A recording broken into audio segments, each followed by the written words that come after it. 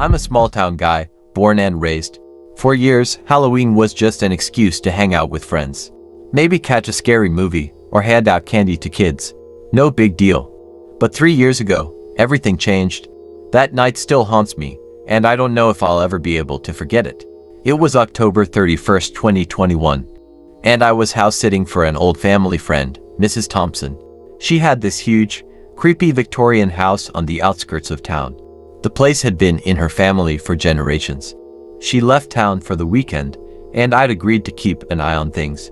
It was an easy gig: feed her cat, water the plants, and make sure no one tried to egg the place. I got there around 5 p.m., and it was already starting to get dark.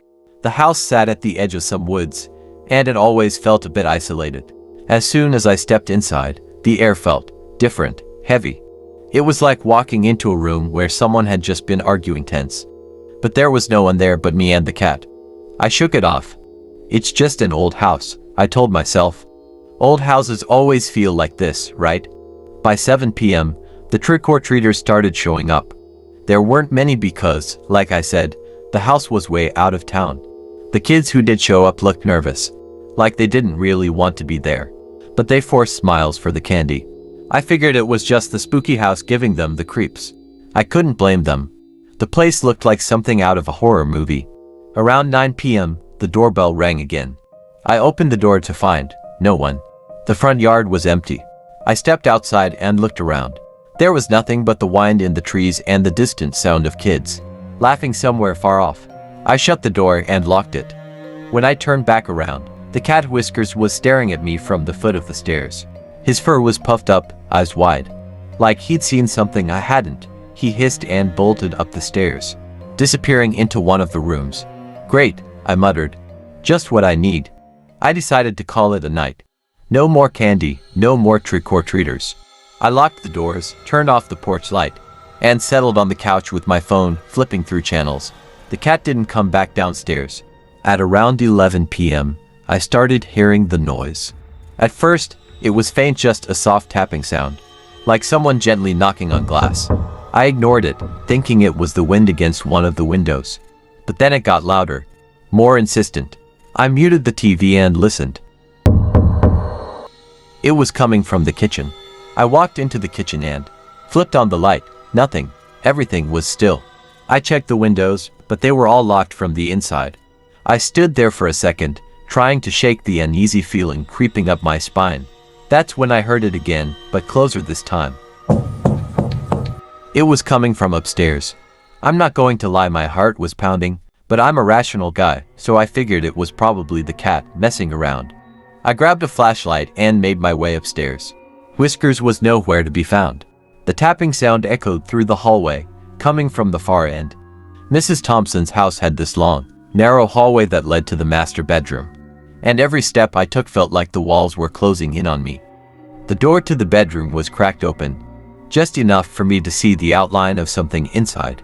I shined my flashlight into the room, and for a second, I thought I saw movement, something shifting in the shadows by the window. My hand shook, and I could feel my pulse in my throat. Whiskers, I called out, but my voice sounded weak, even to me. No response. Just silence. I stepped into the room. The tapping had stopped, but there was a new sound, like breathing. Soft, shallow breaths coming from the corner of the room, near the closet. The beam of my flashlight swept across the floor, up the walls, and finally landed on the closet door. It was slightly ajar, and as I approached, I felt this overwhelming sense of dread, like I shouldn't open it. But something inside me had to know. I couldn't just leave it. My hand reached for the door, and just as I was about to pull it open, a cold breeze blew through the room. The door creaked open on its own, and inside, nothing. There was nothing inside. Just a bunch of old coats and boxes. I let out a shaky breath, half laughing at myself. Get a grip, man, I muttered. But then, from behind me, I heard the faintest whisper. Run. I spun around, and that's when I saw him. Standing in the corner of the room was a man. Or, at least, I think it was a man. His skin was pale, almost translucent, and he was unnaturally tall, with limbs that seemed to long for his body. His face was obscured by shadows, but I could see his eyes black, empty holes that stared straight through me, and his fingers. God, his fingers. They were long, bony, with sharp, jagged nails that scraped against the walls as he moved toward me. I froze. I couldn't scream, couldn't run, couldn't do anything. I was paralyzed with fear. He took one step forward, his long fingers reaching out toward me. And that's when I snapped out of it.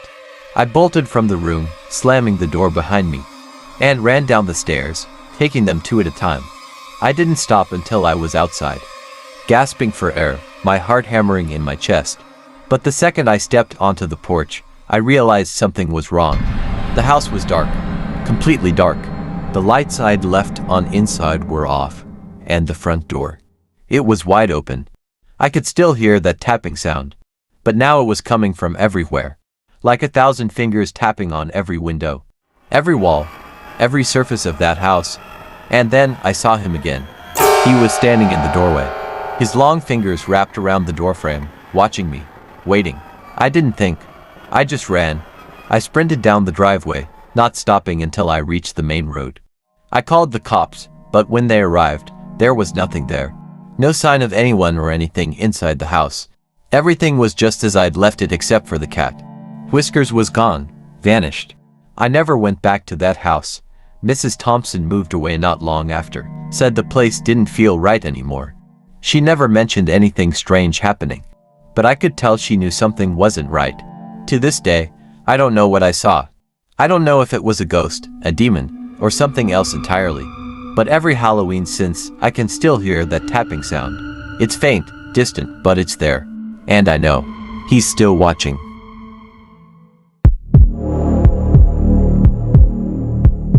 It was Halloween night, 2007. I remember because it was the first time I had spent Halloween alone. My parents were out of town for the weekend, and I had declined the usual party invitations to relax at home with some horror movies. I was 19, too old for trick-or-treating and not really into the whole party scene. I thought a quiet night would be the perfect way to celebrate. But that decision would haunt me for the rest of my life. I lived in a small town, where everyone knew each other. Our house was at the edge of the woods, nestled far enough from the rest of the neighborhood to give it that creepy, isolated vibe that seemed perfect for a Halloween night. It was an old house, but I never thought it was spooky. At least, not until that night. It was around 9 p.m. when it started. The trick-or-treaters had stopped coming, and the streets had gone quiet. I had just finished watching The Exorcist and was settling down for the night, about to put on something lighter to wash away the unsettling feeling left by the movie. That's when I heard the first knock. I paused, listening. It wasn't a regular knock, like someone at the door, but more of a light tapping, almost rhythmic. It seemed to be coming from the window in the living room, the one facing the woods. At first, I thought it was just some kids playing a Halloween prank. I ignored it, thinking they'd get bored and leave. But the tapping didn't stop. It grew louder and more deliberate. A chill crawled up my spine as I stood up to check. Pulling back the curtains, I looked outside. My breath fogged the glass as I squinted into the dark. Nothing. No one. I shook my head and laughed nervously. I was probably just spooking myself after watching a horror movie alone. I turned away from the window and went back to the couch. But before I could even sit down, the knocking started again. This time, it was more insistent, like someone or something was demanding to be let in. I froze. It wasn't coming from the window anymore. The sound was now at the back door, the one that led into the kitchen. I don't know why, but a deep sense of dread washed over me. The knock wasn't friendly. It was almost hungry. "Hello?" I called out, my voice shaky. No response. I slowly approached the back door, my heart pounding in my chest. The kitchen lights flickered as I stepped inside, casting eerie shadows on the walls. My hand hovered over the door handle, but something inside me screamed not to open it. I peered through the small glass window on the door. Again, nothing. The backyard was empty. The only sound was the rustling of leaves in the wind and the occasional hoot of an owl. I locked the door, double-checking it, then pulled the curtains closed. But I couldn't shake the feeling that I was being watched. I backed away from the door, trying to convince myself it was all in my head. Maybe it was some late trick-or-treater. Maybe it was the wind. Maybe I was overreacting. And then, my phone rang. The sudden sound startled me, and I nearly dropped it. I didn't recognize the number, but I answered it anyway, thinking maybe it was one of my friends checking in. "Hello," I said. For a moment, there was silence on the other end. And then, a voice. Let me in. I felt a cold shiver run down my spine. The voice was soft, almost a whisper, but it was unmistakably clear. I didn't recognize it. I hung up immediately, my hands trembling. The phone rang again. I didn't want to answer it, but something compelled me to. Slowly, I pressed the phone to my ear. Let me in. I'm right outside. I dropped the phone in panic and rushed to the front window. I threw back the curtain, scanning the street, the driveway, the front porch. Again, there was no one. I could feel the blood rushing in my ears, my pulse racing with fear. And then the voice came again this time. Not from the phone, but from just outside the door. Let me in, said angrily. I jumped back, staring at the door, my mind racing. Who was this? Was someone playing a prank? If it was a joke, it wasn't funny anymore. I couldn't bring myself to move. Every nerve in my body screamed that something was terribly wrong. Suddenly, the house plunged into darkness. The power had gone out. I stood frozen in the pitch-black living room, the only light coming from the dim glow of the street lamp outside. My breath came in short gasps as I fumbled for my phone, using it as a flashlight. I crept toward the hallway, my steps cautious and slow. That's when I heard its footsteps. They were soft at first, almost imperceptible, but unmistakably coming from inside the house. Someone was in the house with me. I backed into the living room, heart hammering, my eyes darting around the room for anything I could use as a weapon. The footsteps stopped. Silence fell over the house like a heavy blanket. And then, from the hallway, the voice whispered again. Let me in. I screamed, grabbing a fireplace poker from the hearth. I stood with my back against the wall, my hands shaking so badly I could barely hold the poker steady. I couldn't understand how they were inside. All the doors were locked. All the windows were shut. I hadn't let anyone in. And yet, the voice was closer now, just around the corner. Suddenly, the power came back on, and the lights flickered to life. I spun around, searching the room. But it was empty. There was no one there.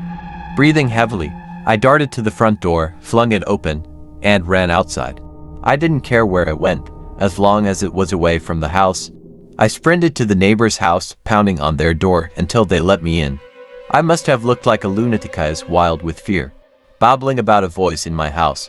But they let me in, called the police, and stayed with me until they arrived. When the police searched the house, they found nothing. No sign of forced entry, no indication that anyone had been inside. They tried to reassure me that it was probably a prank, maybe a Halloween trick gone too far. But I knew better. That voice wasn't from a person. It couldn't have been. And even though the police told me there was no one in the house, I know I wasn't alone that night. I never went back to that house. My parents sold it not long after, and I moved across the country to a place where no one knew me or what had happened that Halloween night. But sometimes, even now, late at night when the wind is howling and the world is quiet, I hear it again. A soft knock on the window. A whisper in the dark saying, "Let me in."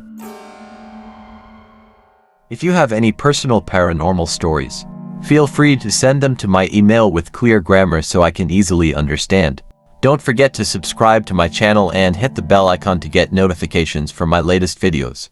Thanks for watching.